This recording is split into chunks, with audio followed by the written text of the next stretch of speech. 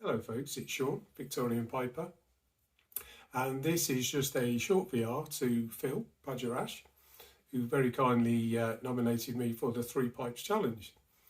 Now, many of you have probably already seen plenty of these videos, so you know what they're about, but just as a quick reminder, it was to show us your best smoking pipe, the pipe you reach for the most, and a pipe that surprised you.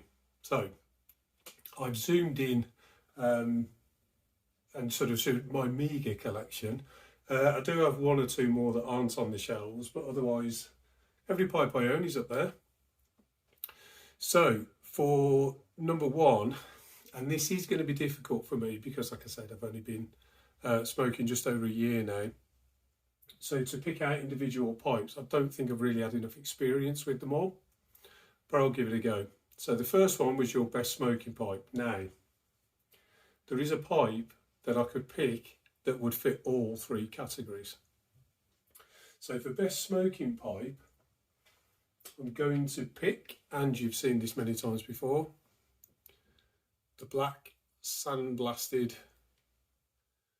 calabash shape Molina. It was, by pipe standards, it was really cheap. So that's where it would have sort of fitted into the surprise you the most, in that it was a cheap pipe, but it was turned out to be a really lovely thing.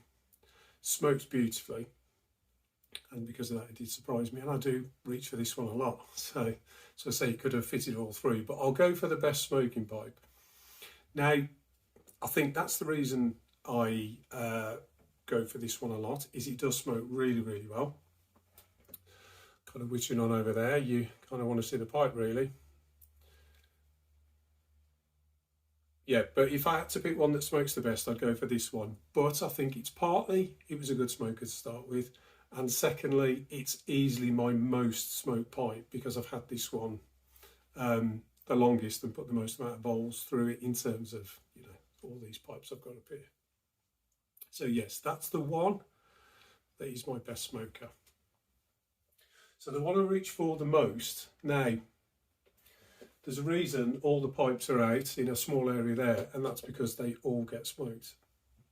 I tend to pick a pipe based on what I fancy smoking. So all my tobacco, you can't see it, it's in a cabinet down here.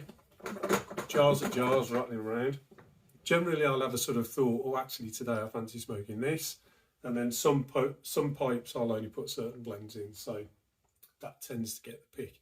However, since I've had it, and obviously not had it that long, a few months now, I'd say the I keep saying the Pope, the pipe I reach for the most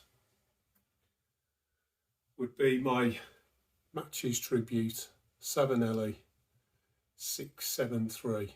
You can see there from the rim darkening. This one gets used a lot.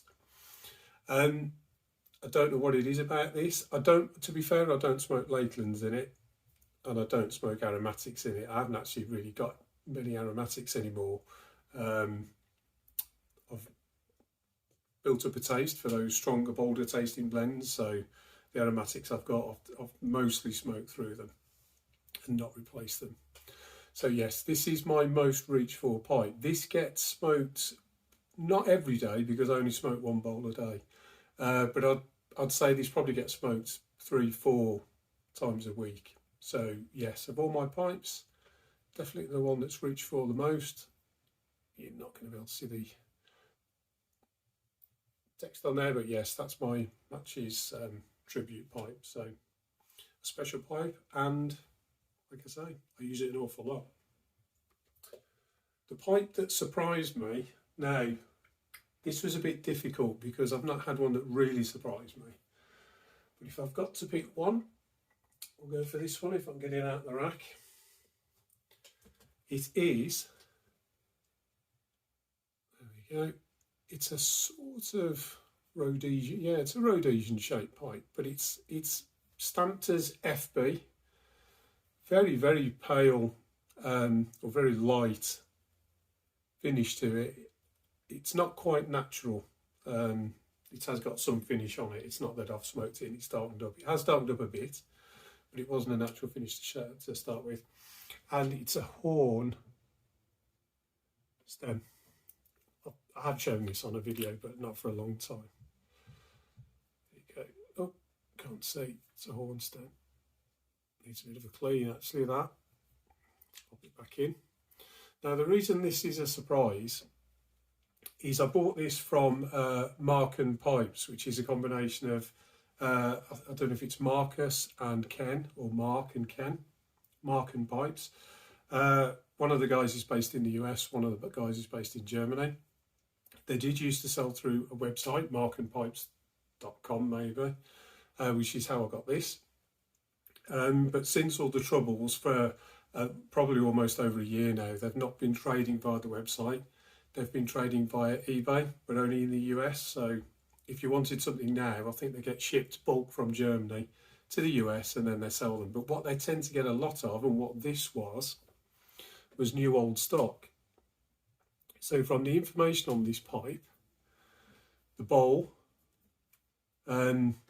was new old stock from FB, like I say, from they think around the 1950s.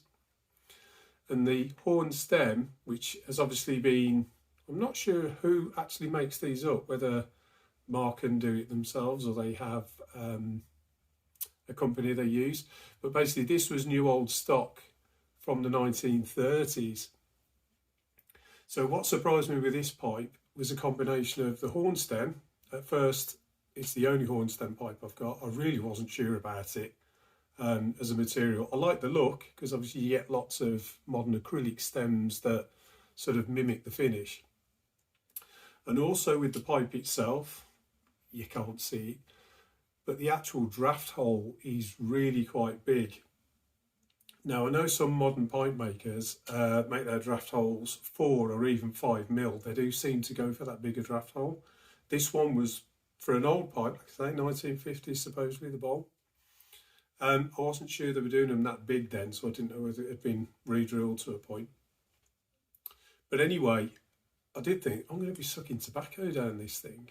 It's, you know, it's not going to be great. But as long as you don't rub it out to dust. I tend to smoke vapours in this pipe. So either the coin cut stuff like a Scudo or Cabby's mixture, it tends to be at least a ribbon cut. So as long as you don't put fine dust in, it doesn't. And so the surprise was that this smokes wonderfully well. Again, you can probably see the rim darkening and how dark that is. It gets used a good amount, this.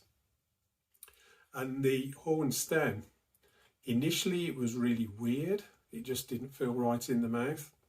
It's also, again, been old. I don't think it's going to focus. It's not the kind of shape you would see now on a more modern stem. So initially it wasn't very comfortable. But the more I've smoked it, and that horn is kind of, it's almost softened up. It's weird because obviously it's still hard, but in the mouth, it's really, really comfortable. If I could have every pipe I owned with this stem on it, because it is so comfortable to just hold, you know, in the mouth, and it just seems to fit into my teeth really well. Yeah, I'd be a happy man. So I've waffled on quite a long time about this one, but yeah, the old 1930s/50s combo, new old stock, FB, Rhodesian. Like I say, it's only small, but yeah, that's the pipe that surprised me. It's really quite lovely. So there you go, Phil. I can say I'm at 9 minutes, so I've rattled on quite a long time. So anyway, hope that's answered the questions you all now know. Ask me next week, or in fact, no, it's a bit soon. Ask me in a month or two. It's probably all changed because I've had a couple of new pipes. I've got that lovely Rattray that I was gifted, and that smokes wonderfully. And also my, obviously they're in the bags, but my new Peterson Sherlock Holmes Squire. So chances are they could be the ones that end up being taking over that best smoker mantle, because I'm smoking those to an awful lot at the minute because they're new. So anyway, yes, you all take care, and I'll see you soon.